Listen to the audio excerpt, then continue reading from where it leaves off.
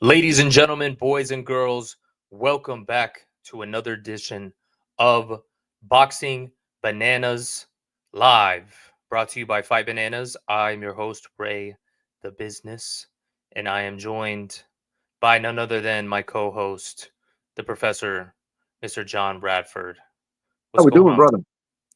Doing good, man. A little exhausted in a good way. Good. Had a good little time today, right? A good Yeah, little workout. good little training today. Yeah, Yeah, so drillers make killers, you know what I mean? that's right. That's right. That's what they say. That's the word on the street. But yeah, you know what I mean? Got some good boxing today and now ready to talk some boxing.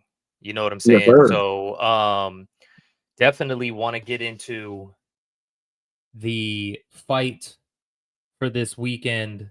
One of the biggest British boxing fights, I guess. I don't know. It's hard to tell because obviously they're promoting it as one of the biggest British boxing fights ever.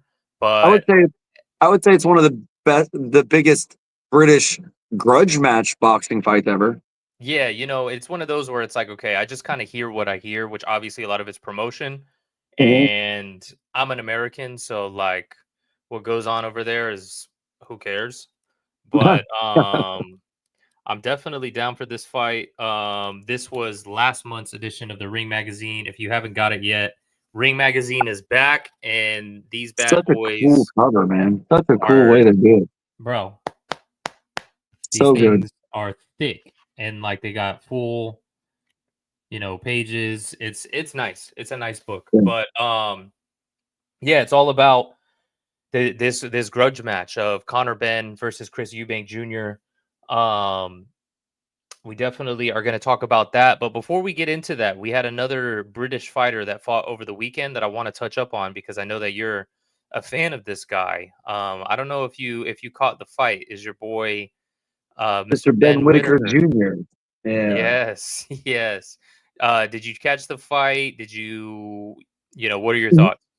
No, I saw some of the highlights. I saw it was the second round Oh, fake, TKO. Just, fake fan, bro. huh?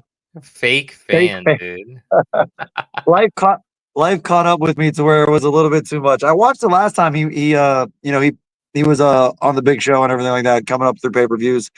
The what was it, the England card that they had, that we I think it was the 5v5 or whatever it was. One of the ones he was on that Hmm. was big. I think it was the Daniel Dubois fight that he was following him. But no, I like him. I like his style. I heard he did something a little cringy at the end, in the corner after he finished the guy, to the other Yeah. corner. But you know what I mean? I also don't know, like you said, with the stuff going on, what that guy said. I never I never think it's a good thing for a coach or a cornerman to talk trash to a fighter. You're not the one in there, you're not the one doing it. If you do it, whatever, if your guy loses and that guy wants to, yell at you, kind of feel like you deserve it if you were running your mouth, you know what I mean? But if no one was running their mouth and he went over there and just did that, that's a little, yeah, that's I don't really agree with any of that. You know what I mean? Yeah, it's a bit much. I didn't really like it, especially like once the fight's over, it's over. And then Yeah. it's to go from that and then to like, oh yeah, we'll dap up in respect. It's like 2 seconds later. Yeah. Come on. Oh, you just flip the switch like that? No. Yeah. So It's a little tough that way. He is truly a showman though, and he really tries to, I feel like he does it, because he understands that this is still an entertainment thing, but there is some lines that you shouldn't cross, and think that, I agree that that's one that you shouldn't really cross. no, for sure. Yeah, that was a bit much, but what I will say about his performance in general, he definitely looked a lot more composed and it looked like they worked on things. This Good. is a guy who, and actually, I guess, sometimes my memory, bro, is like spot on when it comes to fights.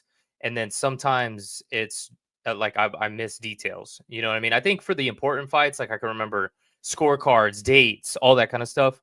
For Yeah. some of the, not so important ones, I forget little details. And I bring that up because I guess I had thought that it was a no contest that they had. I forgot that it had went to a technical decision. So did And he ended up losing? no, it ended up being a draw. Oh, wow. So it was a technical draw, but I think that people were saying that they thought it was a robbery at the time.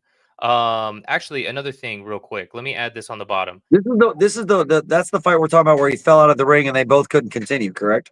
Yeah, yeah. So, guys, make sure if you're watching to comment to be featured live on the screen. I definitely want to get everybody else's inputs as well. So let me know your thoughts. Because like I said, some of these fights that aren't, the main event, I get a little foggy on the details. But I want to say that people were saying that, it looked like he was losing. I feel like I thought the same at the time. I can't really remember. Maybe I'll go I back know. and watch it.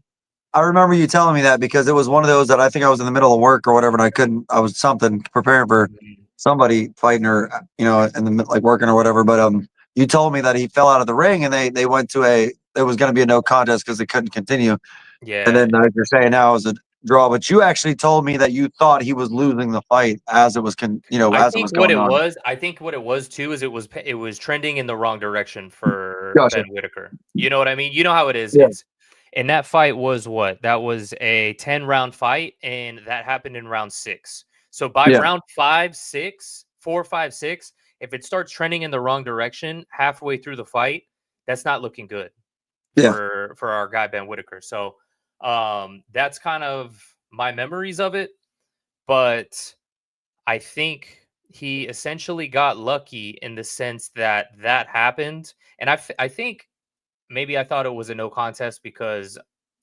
it reminded me of for whatever reason, even though it was completely different. I feel like Bernard Hopkins and Chad Dawson, like their first fight. I think he got like thrown to the ground and then his shoulder popped out or something. Mm, And then maybe I'm also in my mind mashing that together when Bernard Hopkins fell out of the ring. I don't know. yeah. Bear I know. with I me. know what you mean. I know Yeah. what you're saying though with that. Like to me, if it's trending in the wrong way, like you said, like he probably escaped with a nice like I said, no blemish on the zero. Obviously because everybody cares about that. But he got the one for the draw on the blue. But Hmm. he probably escaped, and with that escape of not getting that zero, he might have, like you said, if he started to clean up his stuff and work on things, he might have took that instead of taking a loss and waking himself up. Maybe he took that. Hey, straight up, Ben. You were on the way to losing that fight because the rounds were getting away from you.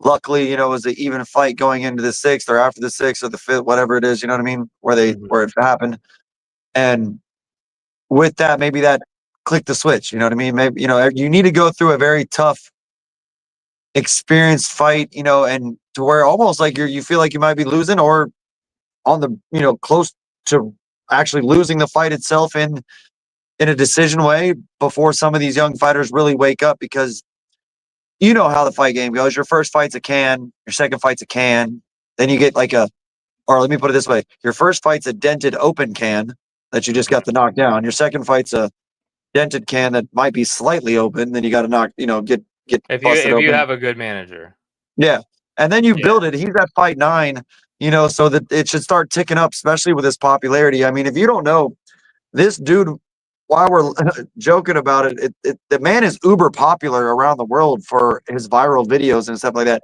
Dude has like 2 million followers.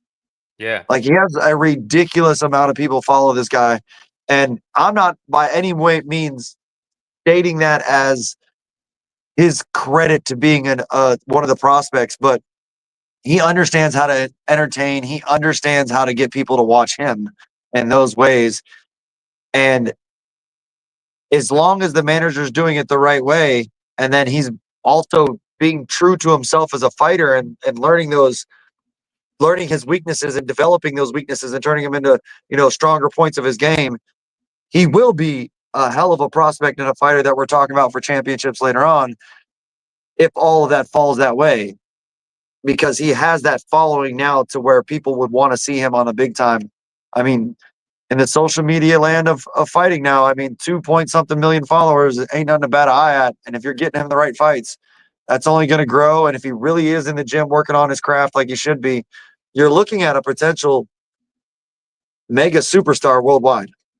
yeah. I think he's almost like the other side of the coin of these, like, what do they call it? The misfit boxing Yeah. cards that they do. You know how they do Yep. these Yeah, like like the influencer influencer guys. box. Yeah. Yeah, and you get some of these guys that are actually pretty good, like Salt Poppy, that Slim guy's pretty good. You get some guys that are actually pretty good on Yeah. there. You know what I mean? And can actually box and whatnot. But at the end of the day, they're coming from that influencer side. I feel like for him, he's kind of leaning into that and he's getting the popularity of that, but he's actually like a boxer. Like, You know yeah, what he I'm came saying? up So through the amateur system. He it's was an Olympian. Yeah. the invert. You know what I Yep. mean? But so that's awesome. That might be like kind of the future of superstars coming up. It's almost similar to a guy like Ryan Garcia. Ryan Garcia was one of the first guys that we've seen coming up in the past, 5 years or so, 6, 7 years or so, that we're, 2 million followers, 3 million followers. Has all these followers. He's on social media. People were clowning him at first at the beginning of his career because of it, but he's a legit boxer. Oh yeah. You know what I'm With, saying? with starching knockout power. You know what I mean? Like he can put you Yeah, away. he was putting So guys to sleep with hooks where you're like, what? wait a second, I didn't even see the punch." You know what Yeah. I mean? So yeah, I mean, even with Ben Whitaker, it depends on who these guys fought. Obviously, we'd have to do the deep dive into the box rec deep dive rabbit hole. But a 6-6 guy, second fight 6-0, third fight six Third and to the three. last fight. Third to the last fight was a legit fight. That was the last one I fought, not the one where he fell out the ring, but the one before that. And that one, that dude was a legit boxer, and he was trying, like, he came in to fight, and it was a good fight. Ben was just too technical for him and put too much forward. How do I want to say it? Forward momentum on him in the sense of like combination punches and being able to hit, move, and get off the Mhm. small angle, but stay in that range. It was a tough fight. The kid was tough. Neither of them, they were both trading punches at certain times, but they started to step up the competition. And it looks like in the one where he fell, out of the ring and everything like that, they really stepped up the competition in that one because that guy, like you were saying, was putting in work apparently. So Yeah, exactly. So it's like I said, a lot of these guys on his record, I mean, he's only got one guy here with a losing record. But obviously, like I said, we'd have to do the kind of box the rec deep dive. rabbit hole deep dive. But on paper, it looks good. It looks good because you see there's a lot of guys with they fight a lot of upside down record guys. Yeah. You Oh know, yeah. so that's solid. I mean, obviously, this guy does with 4 out of his last 6 being losses, 1 win, 1 draw. But like you said, you got this guy here. I'm not going to even try to say his name. But Yeah. then when you get a guy like Liam Cameron, that's where his team probably thought, okay, this might be another, like, a step up, but we could still do our thing in the sense of, we do like his style, his like swaggy style, almost like Emmanuel Augustus esque, Yeah.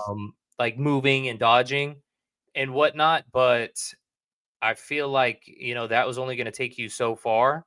And Hmm. then, even though Liam Cameron has 6 losses and was coming off of a loss, I mean, bro, that's 29 fights, actually 30 fights, because it looks like he has a no contest in here. So, a guy That's with just experience. Yeah, that's 30 experience right there. 30 fights, 23 wins. Yeah, that's a lot of experience. He's probably seen guys that try to do that before. He probably has sparred a lot of guys that are like that. That's a very experienced guy. And like I said, I felt like that fight wasn't going the right direction for Ben Whitaker. And in a way, he's lucky that that kind of happened the way it did, because like Mhm. you said, now he doesn't have that blemish on his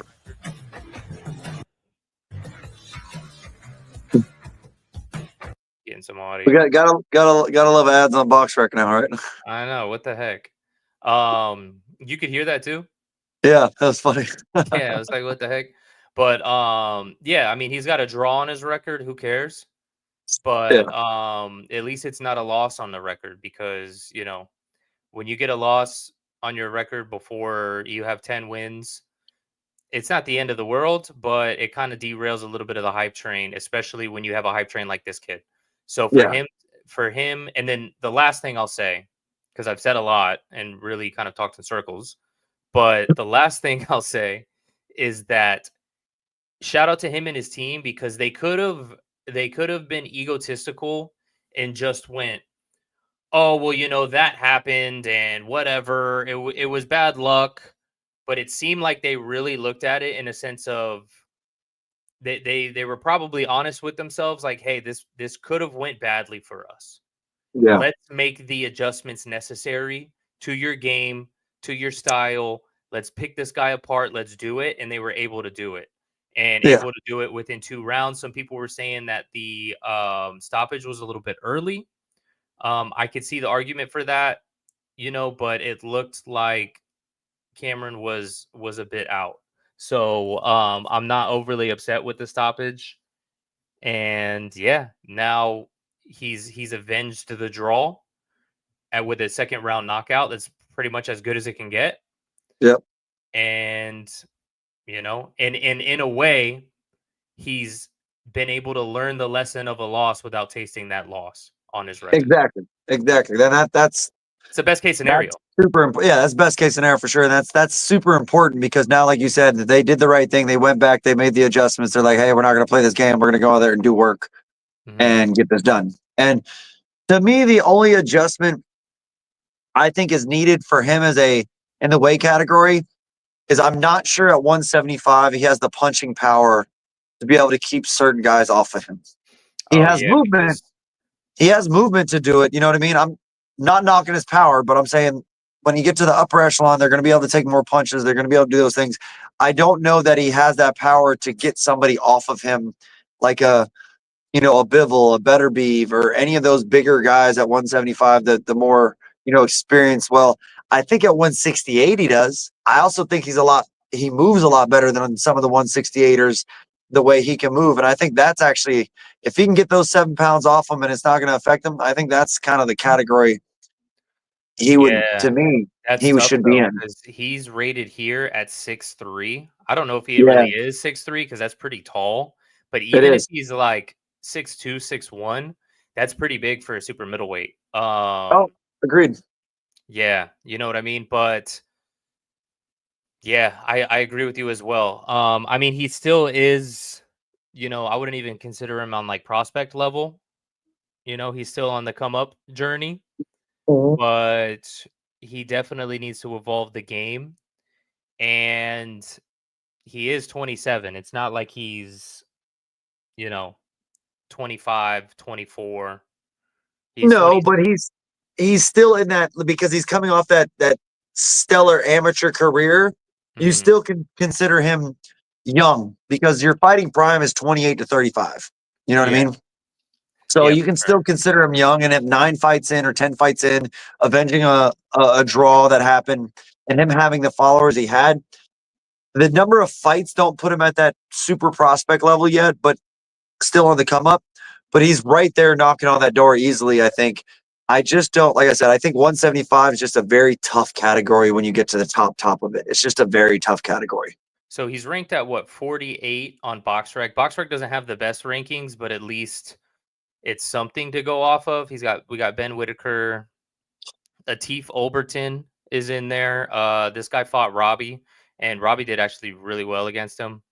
Um, I know somebody that knows their camp, and I guess one of the guys was kind of on the down low saying like, "Hey, we were kind of worried that it was a 6 round fight. They were kind of worried that it might have even been a draw Mm, um, on 3-3, but of course the one of the judges gave it 6-0, and it was like, there's no way. that's don't. It's always home cooking that way, bro. There's no like there's Yeah, certain things I'm just like there's no how getting around it. You know what how. I mean? So Great. yeah, so I'm seeing who else we got on here. Felix Sturm. I didn't even know this guy was still fighting. I think See above him? 46. Yeah, 46 years old. That's crazy, bro. That guy was like in like the Super Six tournament. Oh Um, yeah, back then. Oh wow. Lyndon Arthur at 25. I think he's going to be rematching with Anthony Yard coming up, or not rematching, but having a rubber match. They're 1-1 against each other. So Yeah, I view like Anthony Yard as just such a big dude for 175 in my eyes, right? Like, he's huge. Yeah, but the thing yeah, is when you have a lot of muscle like that, if you can, oh, hold on, let me adjust this so people can actually see what we're looking at. Yeah, it's one of those where, and I mean, here's the other thing too, bro. He's got a lot of guys ranked above him that are all British, and they're all good too. So I mean, he could just go on a Britain tour and work his way up through the rankings with hometown fights. Like dude, this is he under Eddie Hearn? Do we know who he's under? Good Is it question. I Matchroom or don't know. Queensberry? I don't know. Good question. Let's go back to look. Does it say who his promoter is? I don't know. What was the event? The event was promoter Benjamin Shalom. He's under Ben Shalom. Oh, okay, is So, that that's not Queensberry, is it? I don't think so. No, I don't think I hear so. the name all the time, but I don't even know who it is. Or like who he's under. Yeah. But yeah, so I mean, literally, he could fight this Dan guy here. He could fight this Ezra Taylor guy. He could fight this guy, Jerome Pompalone, Lyndon Arthur, Willie Hitchinson, Craig Richards. Oh, He Willie could Hitchinson. That would be a hell of a step up in competition, though, Zach because he just won a Parker, title. Anthony Yard, Joshua Buatsi, Callum Smith.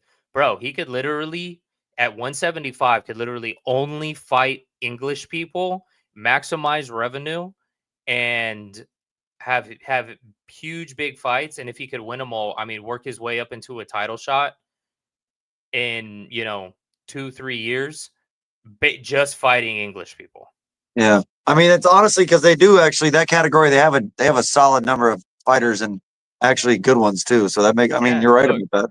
Callum Yeah, Smith, Buatsi, yeah. Yard, Zach Parker, Hitchison. Richards, Hitchinson, Lyndon Arthur, and Yeah. then some of these other guys that I don't really know, but that's what you need. You need some of those guys. You know what I'm saying? So it's solid. You even got an Irish guy in here. He could fight him. That would still be kind of considered the same thing. You know what I mean? You know So what I think would also maximize his revenue is if they take him over here one time, give him I don't want to say a can, but someone that he can put on a show with yeah, and like a let him talk solid his like a solid B side.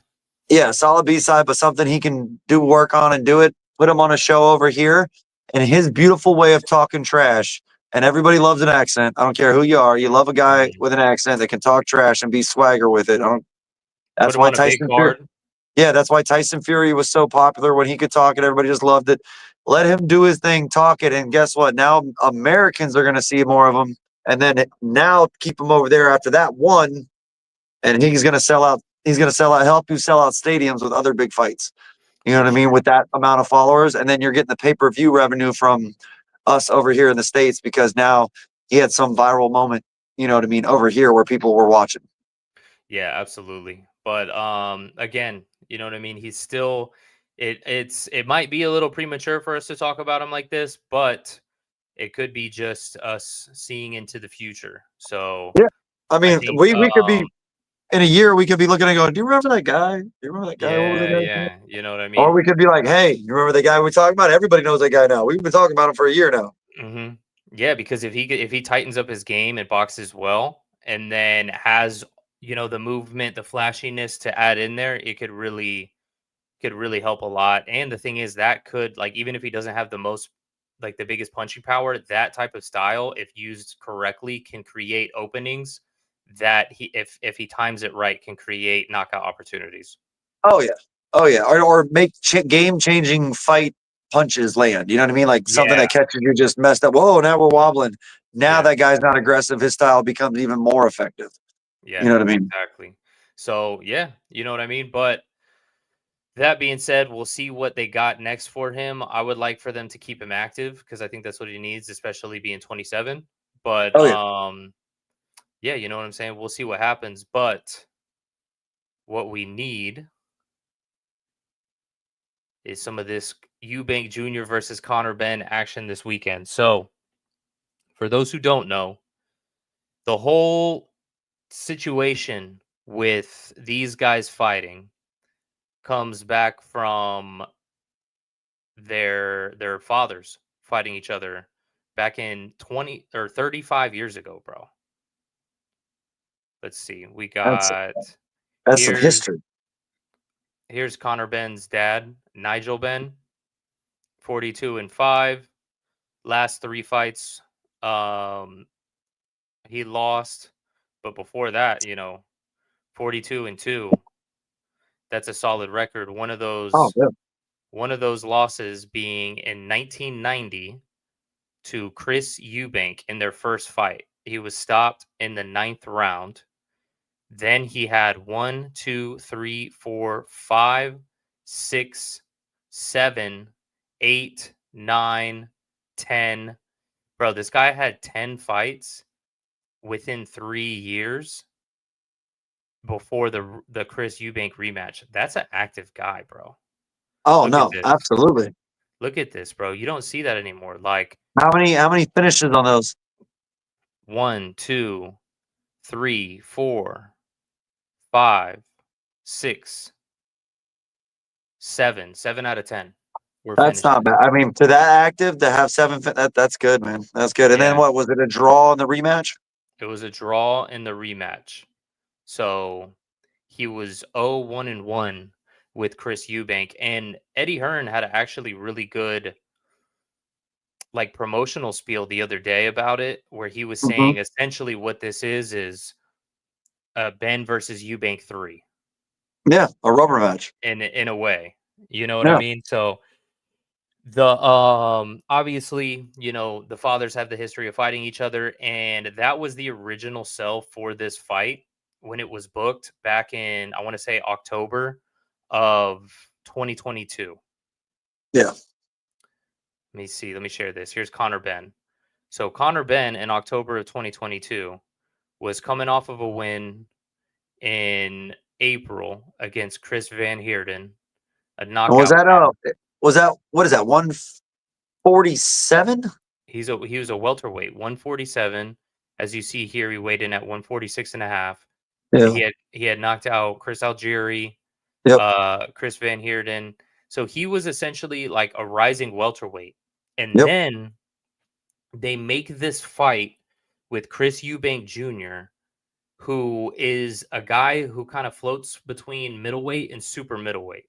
So 60 and 68, right? Yes. Okay. And I was like, "What are we doing here?" And they were Yeah, like, I'm a little "Oh, well, confused by that too.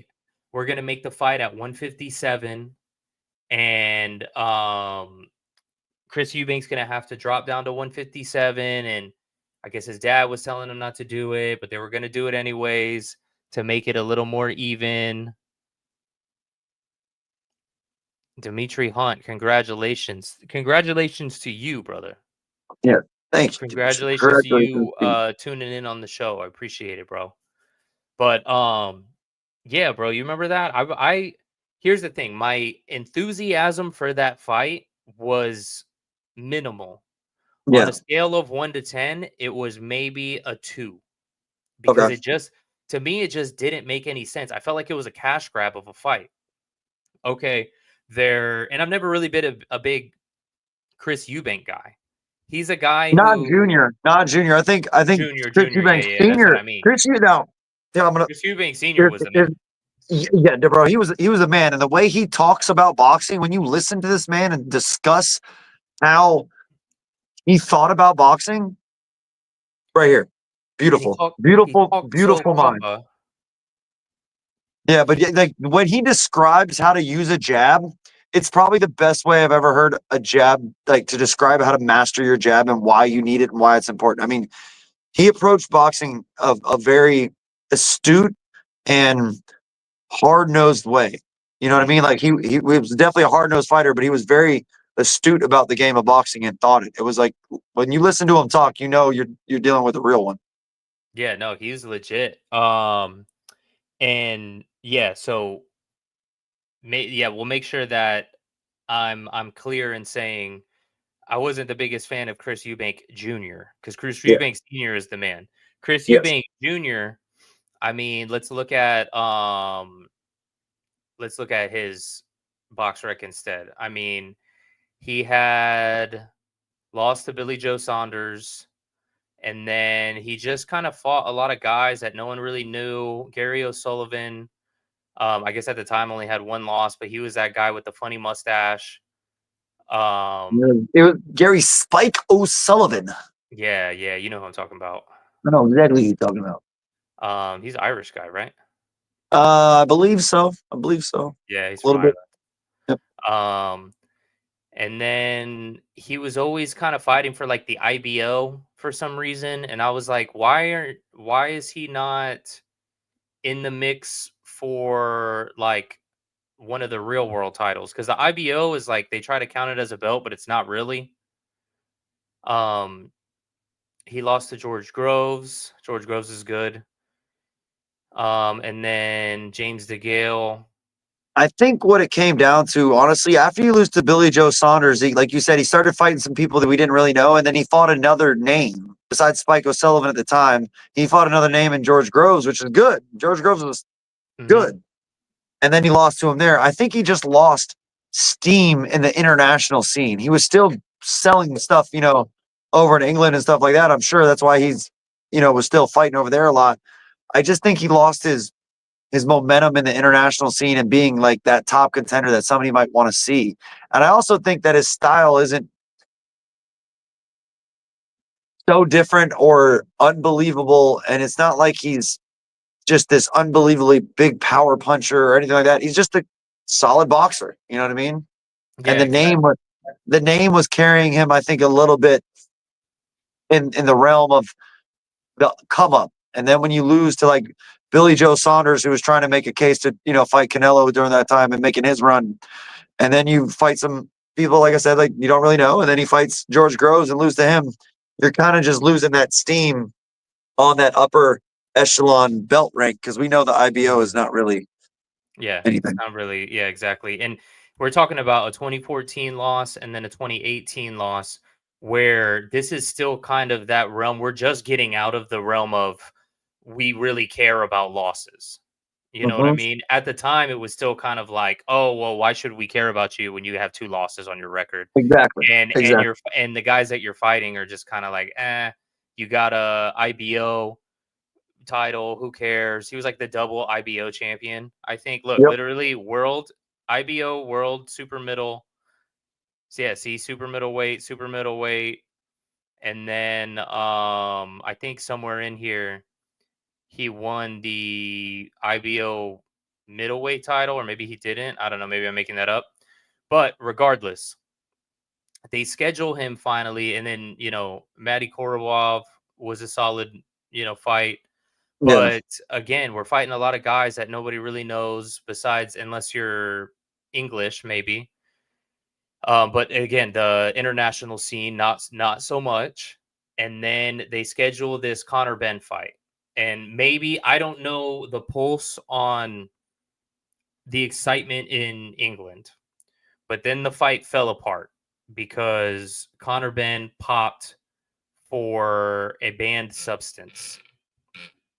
Now, before I kind of get into that, from your recollection, thoughts, what were your thoughts when that fight got announced? Were you hyped about it? I Were was you confused. indifferent? I was truly confused because I think when that fight got announced, it was confusing to me because I was like, that seems like a different weight category. I wasn't paying too much attention to it at the time. I was just now like, all right, Conor Benn, he got popped. So after all that, I kind of just forgot about it.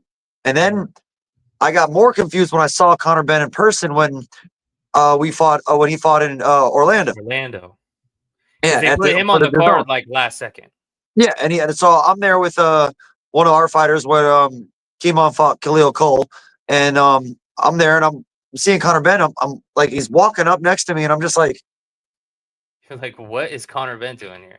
That, but I'm also like, man, you're a lot smaller than I thought you were. I know you fight at 147, but then all of a sudden in my head going, how would you ever fight Chris Eubanks at this? Like, that just two different completely weight categories, right? One guy's fighting at 160 and 168. One guy's fighting at 147. That's like for a while we were worried about Crawford and and Canelo and all that. You know what I mean? Hmm. And it's the same weight gap, and I'm just confused by it. Going, I just didn't. It just like I said, it just confused me a little bit in the sense of it. I didn't see why that would ever come to fruition. I was just like, that just seems like a really big gap. Where are you going to find it at? Yeah, Connor, you could walk around a little bit higher, but is that helping you at all? And Eubank, do you really want to go? I mean, look at the size difference of the men are just different right there, right? Not taking anything away from who's going to win the fight, who's not going to win the fight. Just sheerly making them both make the same weight is got to be some type of a struggler to figure out what weight is the right weight to make that, right? Yeah, which, Well, they were gonna do it at 157, and to be honest with you, I wasn't too upset at that at the time because you know how I feel sometimes about the catch weights and the rehydration clauses and stuff. I would have yeah. to see, was there a rehydration clause as well? That's where it's kind of like, if you're jumping up 2 weight classes, okay, you know, then maybe, but still I'm not the biggest fan of that. But yeah, man, it was like, okay, well, we're just gonna kind of dehydrate you. We're gonna fight, a 50% version of you, or a percentage of the fighter you should be, because if you're usually fighting at 60, you're going to cut 3 extra pounds. It doesn't sound like a lot, but we're just like, when you're already cutting to that 60, Oh yeah. you're kind of already there. And then trying to add 3 more pounds, even 1 pound, 2 pounds, 2 pounds is a lot there. 3 pounds is like, oh, bro, what are we doing? If anyone doesn't understand cutting weight or hasn't done it, what you got to realize is you always see someone get to the scale when they're going to weigh the first time. It's essentially making weight and then turning around and telling someone, oh, you didn't make it. Their scale is different or whatever. Now you need to go cut the other 2 pounds or whatever it is that this scale is saying. Like, Hmm. that's what it feels like. You feel like you make it at 160 because that's what you always shoot for. Going 3 more deep, that's that's like asking a marathoner to run another extra mile Yeah. sometimes. You know what I mean? Yeah. Like, hey, When you they're did already 23.6. barely getting over the finish The line. line, you still got one more to go. What? I'm right. Yeah. What? I mean, it's. I don't want. I've never ran a marathon, so I can't. But I have cut weight, and I know when you're getting to those last pounds, if you're not doing it right, man, the mental and physical struggle of it sucks. And just And to, the what I was gonna say is the last couple pounds, like the first couple pounds come off easy. Those last yeah, couple pounds, bro, always a like struggle. let's say you did the first bath and 2 pounds came off. Bro, once you're getting towards the finish line, that last bath, it'll be like point 0.2 comes off, and you're like, what's going on? You know what I mean? Yeah. So to do 3 more whole pounds, it's a lot of weight. You know what I'm Oh yeah. saying? And like So I said, just looking at the two men right here in a picture.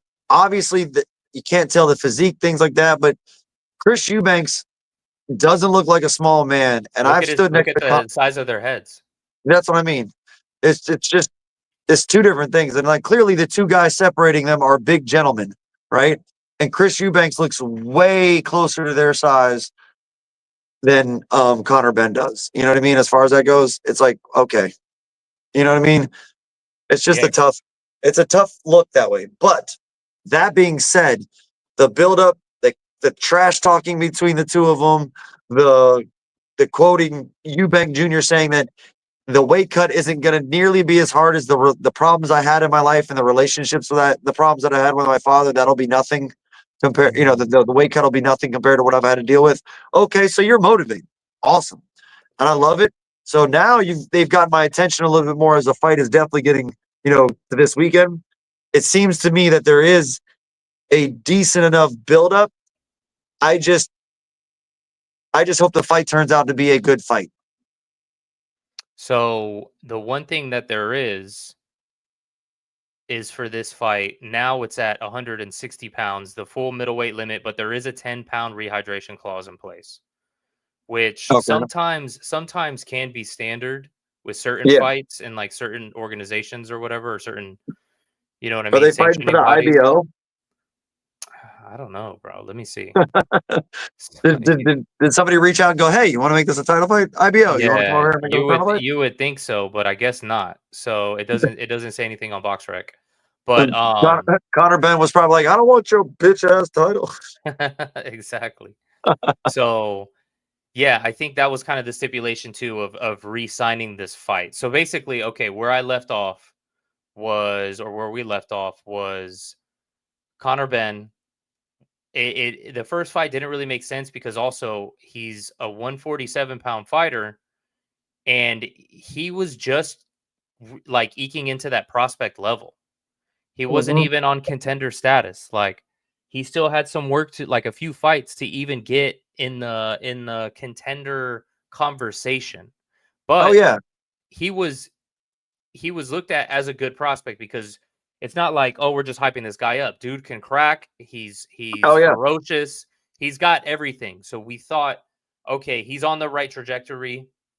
And then you're just gonna go to middleweight, kind of like a catchweight middleweight, essentially, because I mean it's over junior middleweight, so it's essentially a middleweight fight. You're gonna go to middleweight for what? For this rivalry, you know what I mean? So it didn't make sense at the time, and then that's what definitely didn't make sense to me is because like now I feel like you're stopping the momentum of your welterweight trajectory. It's different where like a guy like Terrence Crawford has already done what he's done and now is doing a move like this where you're jumping up two weight classes. This No, guy hasn't even we're not even talking about like he might maybe was ranked in the top 10 of the welterweight picture and now you're trying to do this. But then yeah. obviously he gets popped. So he gets popped for a banned substance. I think he got popped for Clomid and I mean, it doesn't look good for him because obviously it's like when you're trying to go up in weight, you're trying to put on extra pounds. And he was taking pictures where he looked pretty jacked for especially for his frame. And then you get popped for Clomid. For those who don't know, Clomid's essentially a PCT, which is a post cycle therapy drug. You take that when you come off of a cycle because when you come off of a cycle you have to take drugs to be able to re-regulate your body or else you're just going to completely crash your endocrine system. So what that does is it like something about estrogen, whatever, it like adds estrogen to your body. I think their problem was because who knows, maybe it was a contaminated substance, probably not, but maybe it was a contaminated substance. And I also think it's funny that Eddie Hearn, when he's representing Ryan Garcia or when he's representing Devin Haney, goes hard in the paint on Ryan Garcia over something that is so obvious a tainted substance. But then when it's Conor Benn, he's defending him, like Saul Goodman. So like he's on an So, episode, like he's on an episode of Suits. You know what I'm saying? well, I mean, but to be fair to that man as well, that is his job, right? That is what he's that is why you signed up with him. That is why, it is that way. That's what he's supposed to do. Go to bat for his guys and ream the other guys in half, right? I mean, Of course, absolutely. But obviously, it's still it's hypocritical. just it's hard I for think me it is. to believe that Ben wasn't taking something when you're getting popped with the therapeutic drug that helps you afterwards. You know what I And mean? That's I, what I feel that kind of tells you that you're really doing it. yeah, exactly. So I think what really wasn't good is that instead of saying, "Hey, we don't know what this was. I think it was something was tainted. Let's figure this out." They came out right away and was like, "Oh, well, I think he got contaminated from some eggs, and they were giving it to the chickens, so the eggs had it in it." It reminds me What? of when Oscar Valdez got popped and they came out right away and was like, "Oh, it was the tea. It was the herbal tea." Bro, how do you even know what it was? You don't know what it was. So now you're just bullshitting and you're coming up with something and now you're bullshitting us. Yep. So it makes it look worse. I know you're trying to give some sort of an answer, but bullshitting us just makes you look more guilty. But Agreed. if he was doing it, whatever. Honestly, in this situation, I don't even blame him. You're trying to go up two weight classes. Sure. You know what I mean? Um, not saying it's the right thing to do, but I mean, if you want to win, then that's the time to do it, is to hop on a Now, cycle. now my next question to you is there a win-win for either one of these guys? To me, I don't think it's a win-win for either one of them besides the money. Besides the money and the sellout of what you're doing there, if Conor Benn wins, it doesn't really do anything. You're not staying at 160, homie. It's not going to work Oh, for no, you. no. I think it's huge for Conor Benn if he wins. Okay, see, Yeah. I don't know because you're fighting at a whole nother weight category. Like what? Okay, does Oh, it as give you far one as more the fight? needle, yeah, as far as moving the needle, not so much because okay, like you said, okay, then the other part of this was that you see here these fights were all in England. All of his fights were in England. In the British Boxing Board of Control, even though he had he did some sort of a trial or whatever, and was found like they sided with him saying that he didn't knowingly take it, which could be bullshit, could be not. I guess the British Boxing Board of Control were like, hey, we don't buy it, and we're not going to sanction him to fight. He's going to have to serve a suspension. And that's where Eddie Hearn was like, what are you guys talking about? He's been cleared by whoever it was. I forget what it was that he was cleared by. And there was that whole beef going on. So essentially, he was out of the ring for, let's see, he was out of the ring for over about almost a year and a half, a little bit over a year. So essentially, a year since he was supposed to fight. Wasn't his comeback fight in Orlando? That's what it was. Essentially, what happened was at the Caribe Royale in Orlando, Matchroom Yep. Boxing was doing one of their shows, and last minute, we're just like, Conor Benn, we're putting you on the card. I swear, bro, it was like 2 days before the fight.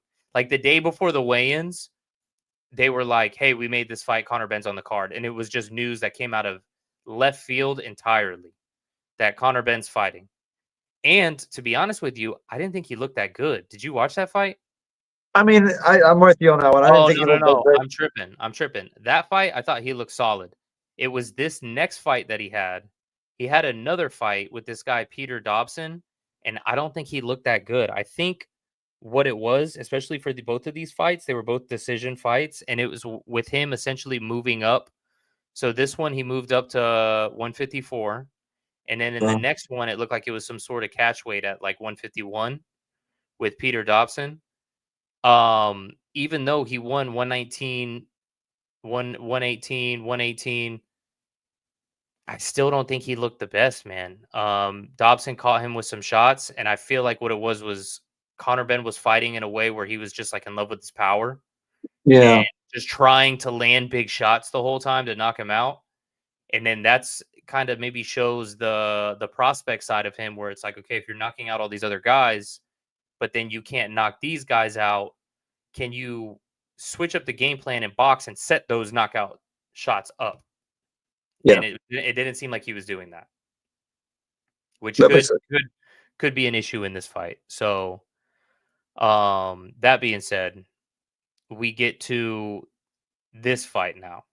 You were saying that we're looking at trash talking, all sorts of Yeah, stuff I going mean on. they've definitely gotten each other's grill, and they've made it fun to watch the exchanges between the two of them and everything like that. So they've built my interest that way, because other than that, and obviously that the fathers have fought before and they're trying to pitch it that way. Other than the intrigue of watching the second generation fight each other, um, and the trash talk, I was still just really confused on why you want to go that direction. Why are you going from 147 to 160 and Benn and Eubanks Jr.? Why are you even? I mean, 160, I understand. The 157 was a little bit much for me to like. It wasn't a bad middle ground, but why even take that as Eubank Jr.? Unless to me, like I said, I still like. I think it's huge for Conor in the sense of like the name he's fighting in where he's fighting at in England and everything like that. But as far as helping him out in his career, to get to a championship or anything like that, he's not. I don't think he's gonna be a 160er. You can't No, convince me that no, he's no, gonna no. stay I there. don't think he's going to be a 160er either. I think the move will either be trying to get back down to 147, which I don't know if that's the best idea now, or being a 154-pound fighter. But even At then, 150, he's still kind of small for 154. And can you 154, see we talked about on the last show. yeah, It's a shark Virgil Ortiz? infested water. You think Virgil Ortiz like you think he's big enough to fight Virgil Ortiz Jr.? I mean, like, is he big enough to Right. fight Israel Madrimov? You know what I mean? Is he? Like all I'm saying is like, can you? Bakaram, Yeah, Uzaraliev, can you hang with Tangzu, those? Exactly. Keith Thurman Slenderman, now. Keith Thurman now too, and then Fundora. Yeah, bro. it's like I don't know. I just like 147. I think he would have been fine. I would have liked to see a Conor Benn, um, Ryan Versus Garcia who? match would be fun. Oh, that would, yeah, because I mean they were chirping at each other a little bit too. Yeah, Um, but to your whole thing about like, oh, I don't know what this does for him. I like this in the sense that once he popped and got suspended and had these fights that nobody really watched, essentially, I feel like his career was put in the blender. yeah, And now yeah. he's almost kind of rebuilding it now. And the way to rebuild that is by revisiting this fight. And with the appearances that happened, the in the ring trash talk, and all the antics going on now, like I said, when it first got announced the first time, my interest was maybe a 2. My interest now for this fight, bro, is at like an 8. And that's pretty high. Yeah, You no, know I what I mean mean? for to go from a 2 to an 8, absolutely, 100%. Especially like you said, they just it's a natural intrigue now. That they've kind of been able to build, a natural intrigue to wanting to watch it. Because the beef is real now. Yeah, Before I was like, is there even a beef between these guys? I don't think it is. I think their yeah, dads are cool. I thought it was a cash grab. Now, dude, these guys are beefing and they're beef they're beefing hard. So, agree. and he's slapping the egg on his face. Chris Eubank's antics. The other thing too, man, here's the other thing. I thought this fight was going to be dead in the water because okay, let's go back to Chris Eubank's box rec. So Chris Eubank's box rec, as you could see, he fought Liam Williams in February of 2022, then was scheduled for an October fight against Conor Benn. That fell through. Then he fights Liam Smith, who Liam Smith isn't, I mean, he's a good fighter, but he's not like the best fighter in the world. He was always a 54 pounder. So for him to fight Liam Smith at middleweight and then lose by TKO in the 4th round, that was bad, bro. Yeah, That was really bad in January of 2023. That was horrible. But he ended up rematching him, stopping him in the 10th, which still isn't as good as the 4th, but at least he, got that win back. And then now he's had another win since then against um Sarah Mehta. Forget how to say his name, but this fight was actually pretty good. He put up a good fight. He looked good in the fight. That made me feel good about it. So him avenging that loss and then coming back again kind of goes into the state of boxing where I feel like in the past, if this was 2018, 2014, had he lost to Liam Smith, it would be like, oh, who even cares? This guy's well, Liam Smith probably back in that day probably wouldn't even have rematched him. yeah. You I know what I mean, mean? Liam Smith was fighting Canelo in 2016. Yeah, So now for him just to be able to, I mean, I'll be on a 2-fight win streak and have this fight have as much hype as it does, I think kind of goes to what we're saying just in general about how good of a place boxing is in. But yeah, yeah, man, this fight, I am hyped about it. The beef is real. I think that's really what it is. The beef is real, and it has a lot of questions in the sense of, okay, is Chris Eubank as good as we think he is? Because he's never really fought like the best opposition. When he did, he lost. He fought Liam Smith, got knocked out by him. Then it was kind of like, oh, our suspicions are real. But he came back and avenged it. His last fight against Sarah Mehta, he looked really good. And then, yeah, is the size going to be too much for Conor Benn? Is Conor Benn as good as we think he is? Is he good enough to move up to middleweight and be as good as he looked at welterweight? There's questions there that I don't know that I can confidently give an answer to, and I think that makes for a good, intriguing fight. yes, I agree.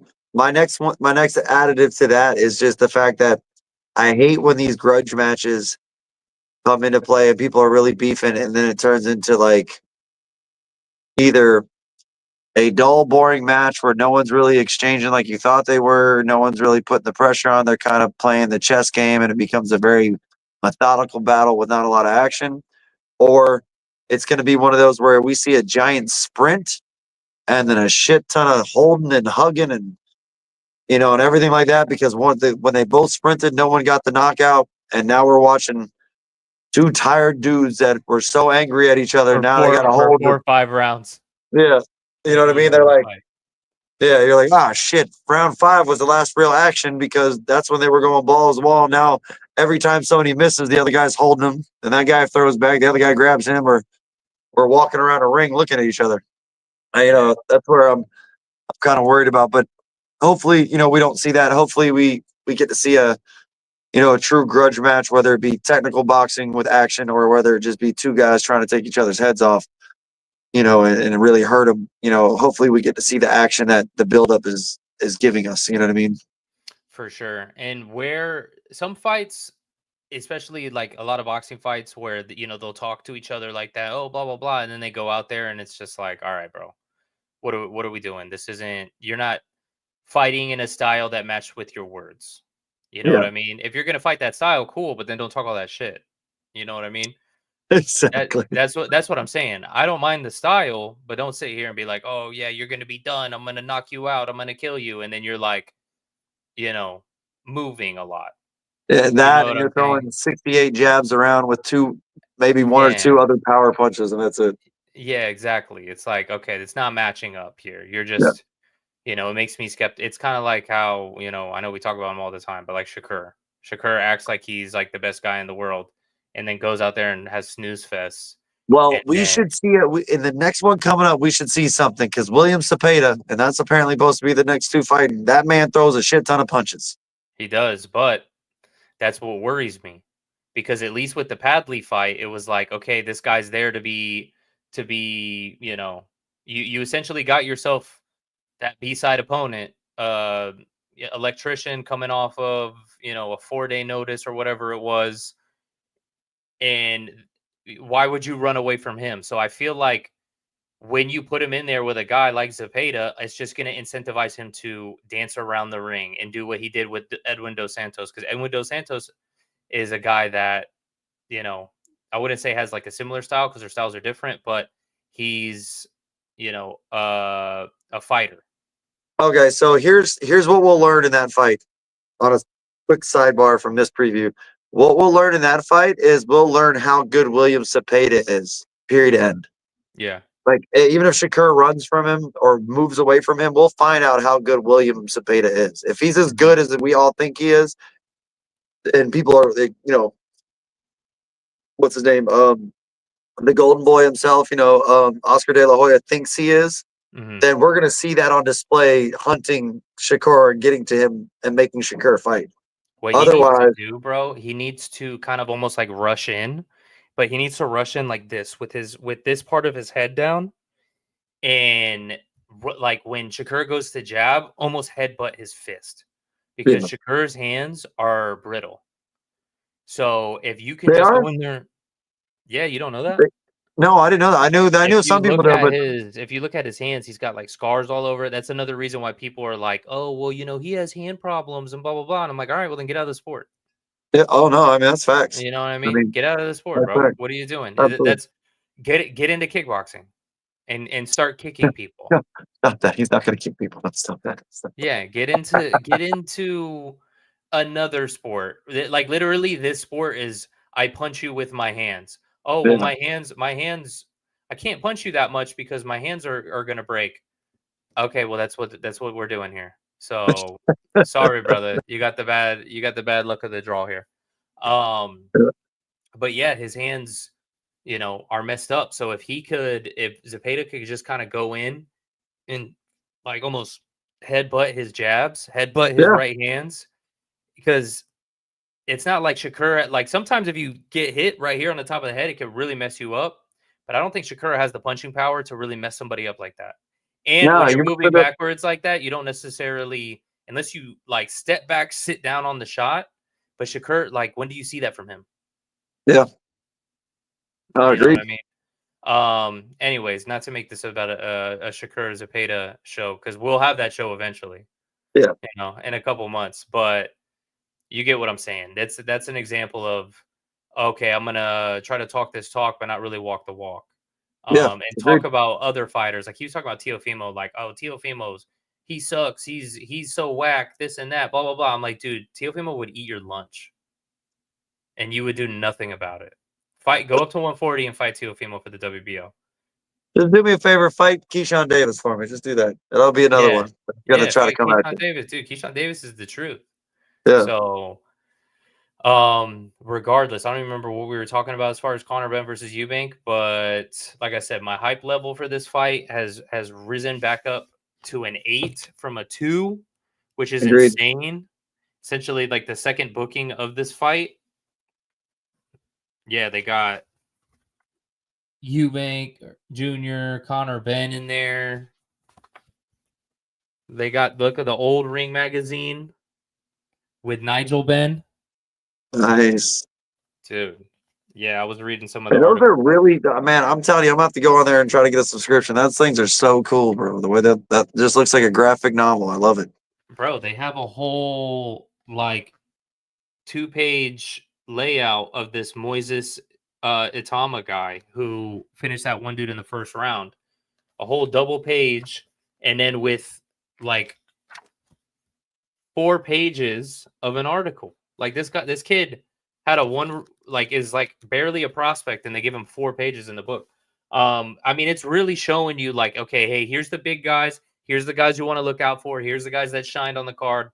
It's solid. But that being said, I like that they made this for this. The Fury continues. Chris Eubank Jr. versus Conor Benn, April 26th, Tottenham Arena in London.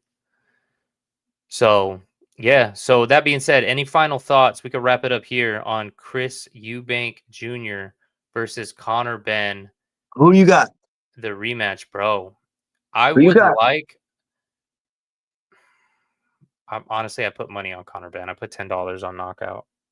I would too, so that's all right. Yeah. I was hoping maybe you'd grab the Eubanks, but I'm not doing it. And I don't think, and you're not. So I could see Eubank catching him just because Conor Benn kind of runs in like a bull, and with yeah, Eubank being a bigger guy, maybe he throws like in with Conor Benn being shorter. Eubank has a good uppercut. I could see that happening and really changing the momentum of the fight, but I don't know.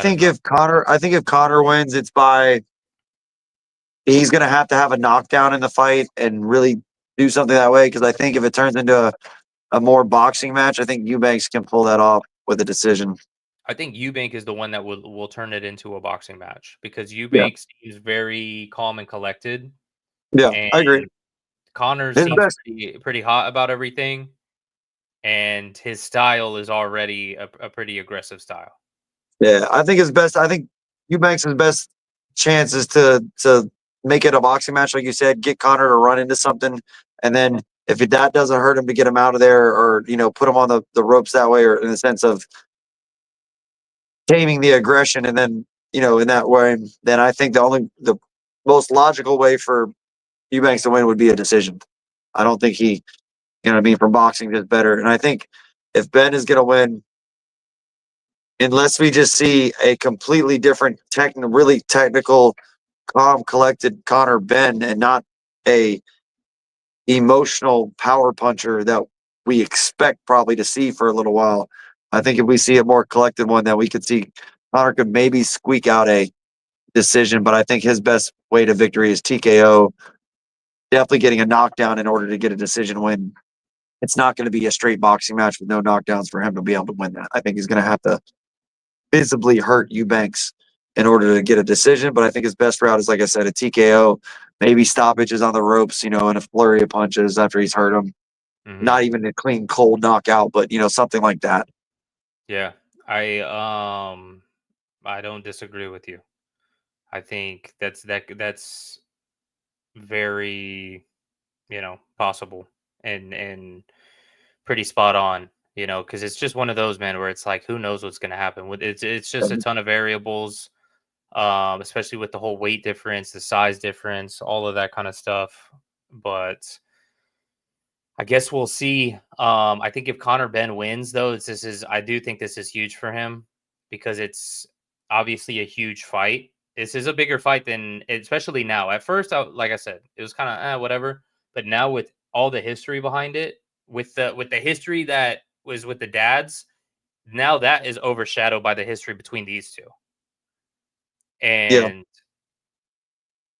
now, if he win, like this is a big fight now, much bigger than any fight he was going to get. Even if he fought Ennis at welterweight, I feel like this is a bigger fight than that. Think so? So I think so, man, because I think just like with it being the British thing, you don't have to have a title on the line. It's the bad blood. People like that. You know what I mean? Yeah. Yeah. Fighting Ennis is, even though he's the now unified champion, I still don't think he has the star power that both of these guys combined do when you Yeah. put them in a fight together.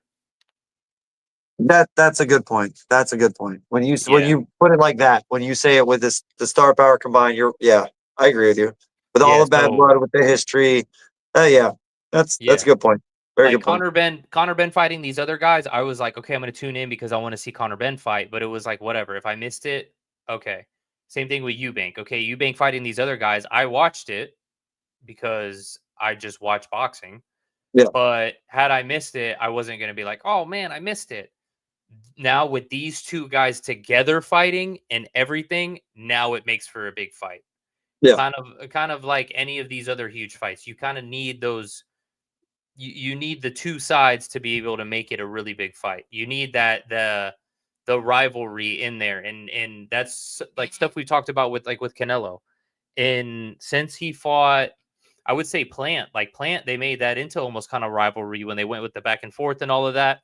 It was for undisputed, even though Plant wasn't like necessarily you want to call him the villain, but there was a bit, there was that bad blood there. It got heated. People tuned into that. mhm, People are going to tune into this because of that reason, and I think it's true. going to be huge. And who I don't even know how big of a fight it is in England. I'm assuming it's massive, Yeah, but all the yeah. pubs will be showing it.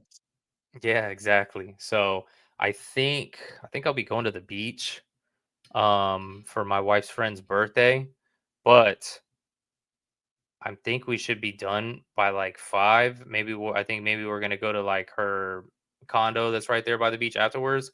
Bro, all I'm saying is I told my wife I'm charging up the iPad, I'm bringing it with me, and I will be watching this fight whether it's on, you know, Ponce Inlet Beach or whatever it is right there, or if it's in this girl's condo, I'm watching this fight. It will Yeah. be played.